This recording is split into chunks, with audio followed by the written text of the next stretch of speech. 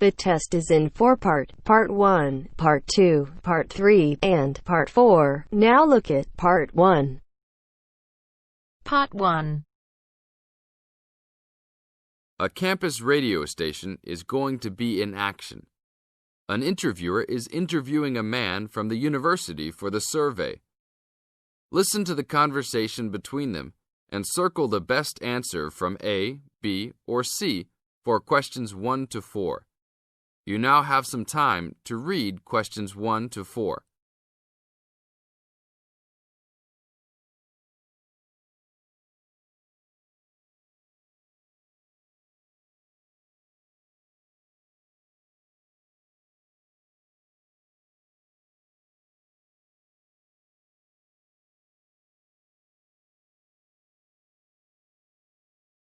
Now, we shall begin. You should answer the questions as you listen, because you will never hear the recording for the second time. Listen carefully and answer questions 1 to 4. Excuse me, I'm conducting a campus survey. Would you have time to answer a few questions? What's it all about? We're doing some market research for a new campus radio station starting in the next few months. That's okay. Sounds good. Great. I'll just work through this form with you. And if we could start with some personal background information? Sure. Right. If I could have your age, please. 26. Okay, good. And are you a student, teacher, or in another job? Well, I'm a tutor, but I'm also a postgraduate student, so I don't know what you might call me. What do you think? Okay, well, I'm more of a teacher, really. Fine. And would you mind if I asked about your salary, or I could leave it blank? No, that's okay. It's $20,000 a year. Thanks. Right. Now about your current listening habits. What would you say is your main reason for listening to radio? Well, I'm usually busy during the day at work, so I usually only listen to the radio at night. It helps me relax and unwind, even if I'm studying. Good. And how many hours a day on average do you listen to the radio? Well, not a lot really. I'd say just over an hour all told. Now you have some time to read questions 5 to 10.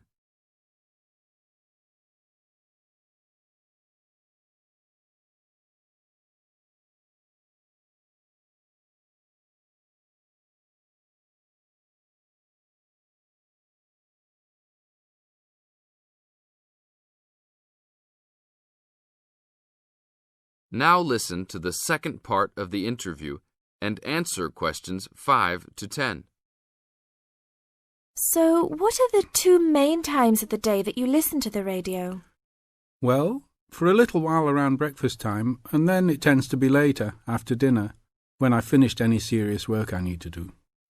And what sort of radio programs do you like? I like the news, but I also like classical music. It helps me to relax. Fine. And turning to the new campus station, which type of programs would you prefer? I think the existing radio stations cater for my need for news. So I'd like to see programs about local information, providing a service to the campus community. And in the same vein, perhaps more for academic viewers, some lectures or relevant programs. I see. And if you had to give the new director some specific advice when they set up the station, what would you tell them? I think I'd advise them to be careful about the quality of the broadcasts. The sound system. There are a lot of radio stations and people can change their loyalty quickly if it doesn't meet their needs. I think they should do more of these kinds of interview too, talking with existing and potential customers. Oh, I'm pleased you think it's useful. Certainly, yeah. Good. Now, this station will not be fully funded by the university. So how often do you think it is tolerable to have adverts? I think, out of that list, I'd say every quarter of an hour.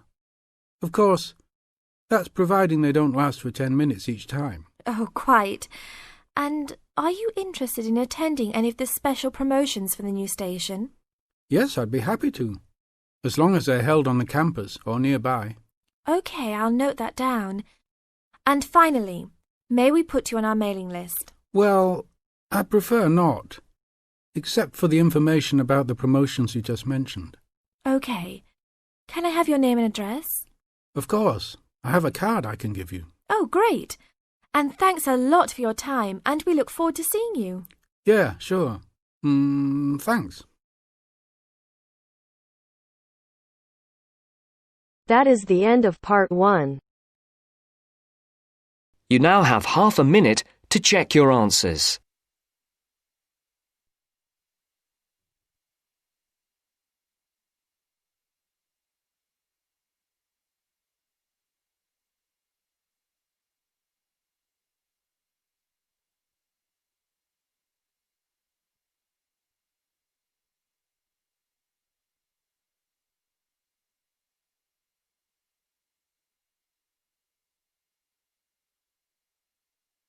Now turns to part 2. Part 2. You will hear part of a talk about attending a science festival. First, you have some time to look at questions 11 to 16.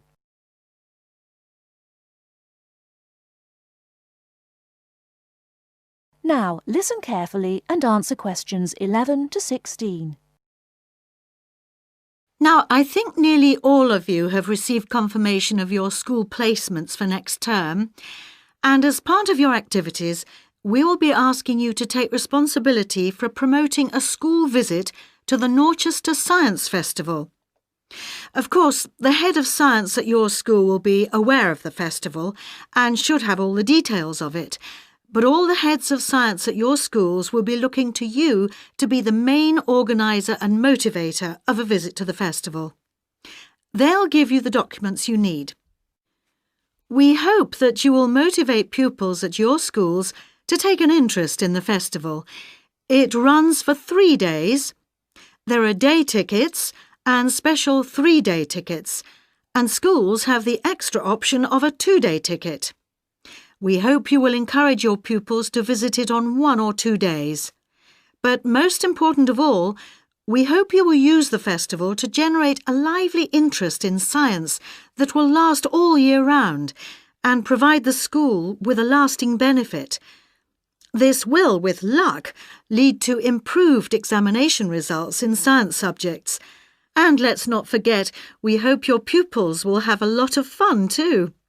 Needless to say, your performance in achieving these aims will count towards your final exam grade at the end of the year. Now, let me just say a few words on why a science festival. Science is part of our everyday world in a way that is different now from before. Of course, we're used to having the benefit of scientific inventions. We are used to the aeroplane, the motor car, the space rocket, and so on. But now we live in a truly scientific age, which means one where inventions and improvements are matters of routine rather than occasional and unusual events. We have become a really scientific society. Yet we find that we are failing to interest and enthuse the young in this. Fewer young people are choosing to study science at school after the age of 16, and even fewer at university. As a result, we have fewer teachers coming into schools to teach science. And many science teachers are not teaching their specialism. For example, I know of several cases where maths is being taught by biologists and chemistry is being taught by physicists. We urgently need another 3,000 science teachers in England at least. That's why we look to you, the science teachers who are starting off your careers, to inject enthusiasm and wonder into the study of science, and we hope the Norchester Festival will help you to do this.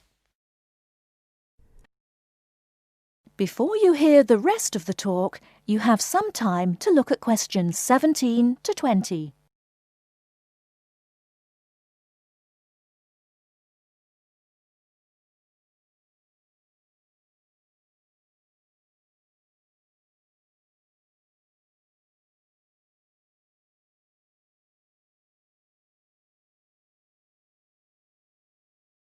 Now listen and answer questions 17 to 20. Now, enough of the background. What about the festival? There are 3 main venues where the festival events take place. These are the Millennium Library, the Town Hall, not the Town Hall itself, but the Town Hall Conference Centre, and the Dorchester Theatre. Now, when you are planning your visits, remember that many of the activities for younger pupils will be at the Millennium Library, and the secondary school pupils may find more to interest them in the Conference Centre. Now, just so that you have some immediate information, I'd like to mention a few of the events that are taking place this year.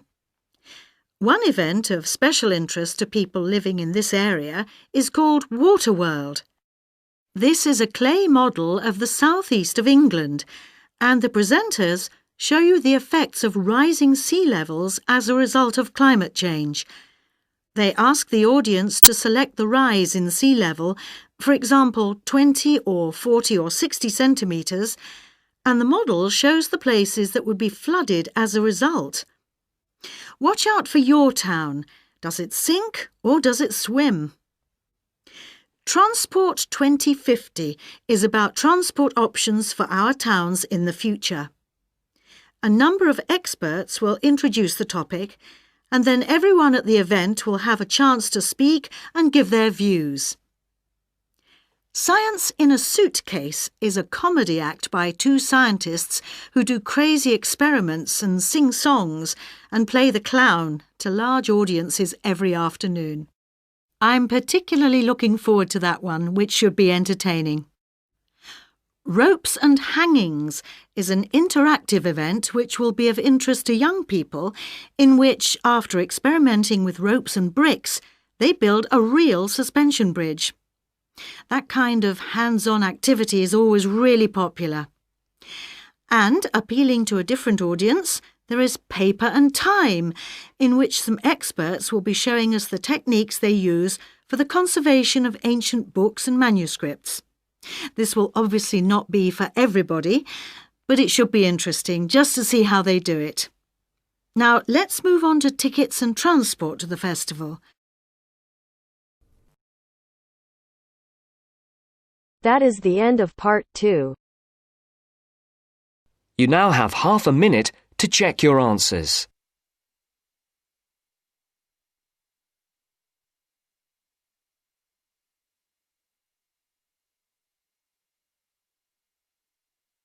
Now turns to part 3. Part 3.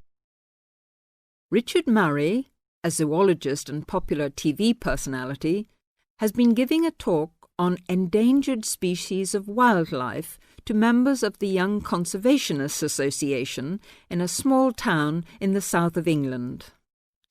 Listen to the extract from the discussion he had with 2 of the young people after his talk.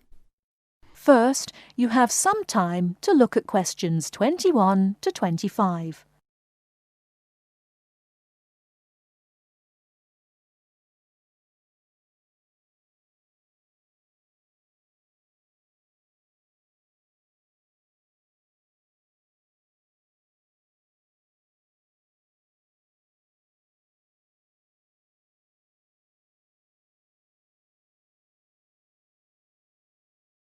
Now listen carefully and answer questions 21 to 25. What would you say, Mr. Murray, are the main reasons that so much of our wildlife will have died out by the end of the next few decades? Well, Tony, we can't of course rule out the effect of urbanisation due to the spread of population. But apart from that, I believe there are 2 reasons which, in a way, are like the opposite ends of a piece of string. If you tie a knot in that piece of string, you end up with a circle, and whichever way you go round, it's going to turn out to be the same. I don't think I quite get that, Mr. Murray. Well, let's put it another way. It's rather like a film. You've got the good guys and the bad guys. They're pulling in opposite directions, but when it comes to the final showdown, it's hard to make out which is which. What are your 2 reasons, Mr. Murray? I call them greed and caring. Greed and caring? Yes, I know they don't seem to have much to do with one another, but think about it. The motive of greed is pretty obvious. In the course of the next few months, thousands of baby seals will be bludgeoned to death before they're even weaned from their mothers. What for? For the sale of their skins at inflated prices to please the vanity of a few and line the pockets of the killers. Crocodiles will be slaughtered to provide shoes and handbags for the rich. Gorillas, tigers, leopards and rhinos will be hunted for senseless sport or poached in defiance of regulations. Their skins, their horns, and their magnificent heads will be used as trophies to decorate someone's living room floor or walls. That's terrible. Yes, but it's not all. The whale, probably the most impressive and certainly one of the most intelligent sea mammals in creation, will be cruelly hunted and harpooned to make more money for the profiteers. The dolphin, the sailor's friend, will be indiscriminately battered to death at so much a head on the grounds that it is taking away the livelihood of a few fishermen by consuming the fish in its natural habitat. But surely, Mr. Murray, we do have to keep warm. We need whale oil and ambergris. Fishermen have to make a living. Part of what you say is true, of course, Tony, but we shall have to enforce far stricter controls if future generations are not to find themselves in a world devoid of wildlife as we know it. Well, I see what you mean about fur coats and crocodile handbags, Mr. Murray, but I don't understand what you mean by caring. That can't be bad, surely. I mean, I thought we were supposed to be living in a caring society. Well, so we do, in a way. The trouble is, there are so many well-intentioned people who start out with the best possible motives of trying to protect or immunize us from this, that, or the other in the most effective way at the quickest possible rate. But in their enthusiasm, they lose sight of the long-term consequences. It's only very gradually that the danger to other forms of life, including humans, comes out. Not to say leaks out, and by that time it'll probably be too late to do much about it. Take insecticides, for instance. But Before you hear the rest of the talk, you have some time to look at questions 26 to 30.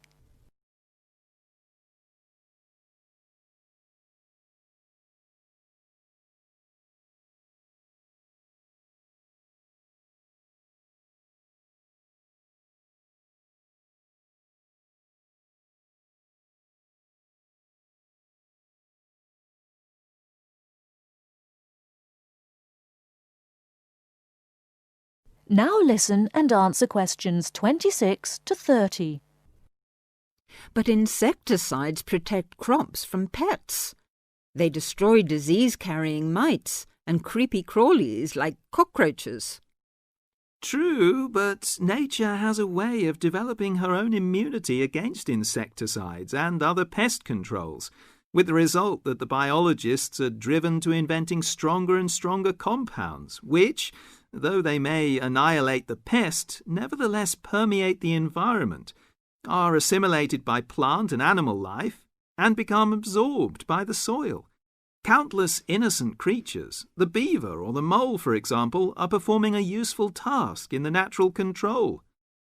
The alarming prospect is that as these poisons enter the foods we eat, and consequently our own systems, they'll find their way into the body of the pregnant mother and into her milk, offering incalculable risks to the unborn or newly born infant.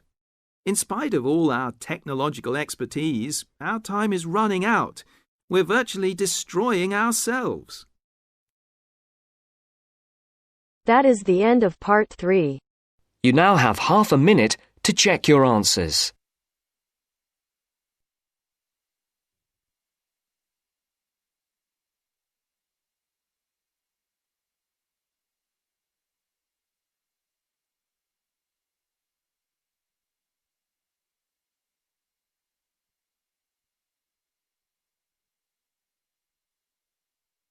Now turns to Part 4.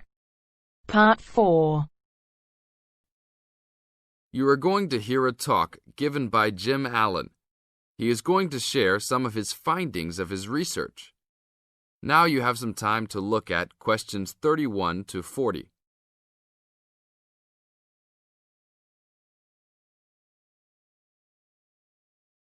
Now, listen carefully and answer questions 31 to 40. Good morning. Today we'll be hearing from Jim Allen, who will be sharing some of the findings of his research project from last term. Jim. Thanks. Well, to start with, a little bit of background about the project. As you can see, our title is something that is relevant to everybody in this part of the world: water safety. These days, there's a lot more to water safety because of the increasing number and range of boats and other things people use on public waterways. I'd become interested through reports on radio about the number of incidents involving small powerboats and individual watercraft such as jet skis. It seemed to me that because these craft were essentially recreational and didn't require licenses to use, there was very little opportunity to influence the users towards being safety conscious. So, I decided to make this the focus of the project.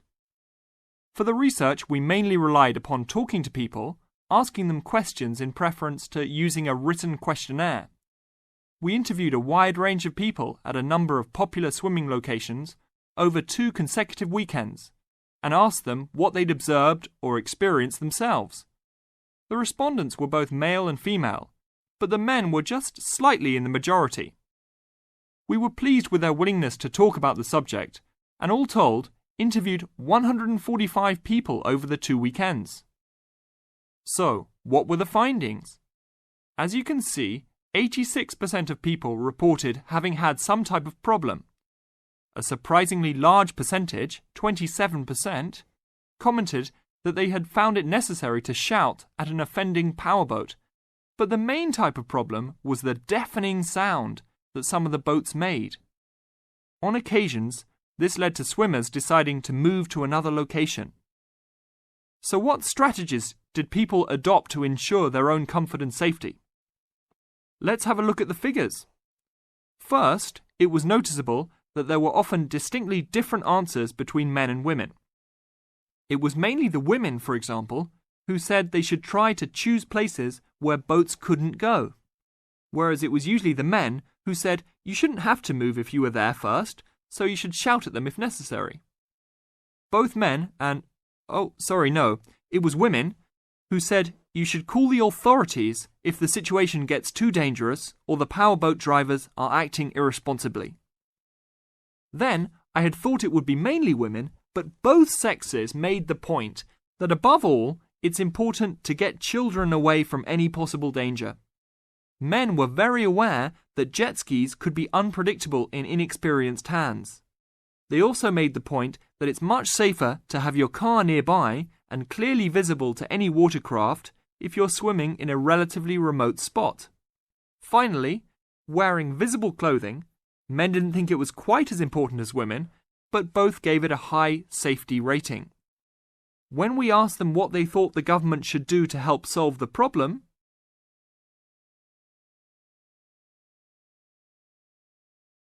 that is the end of Part 4. You now have half a minute to check your answers.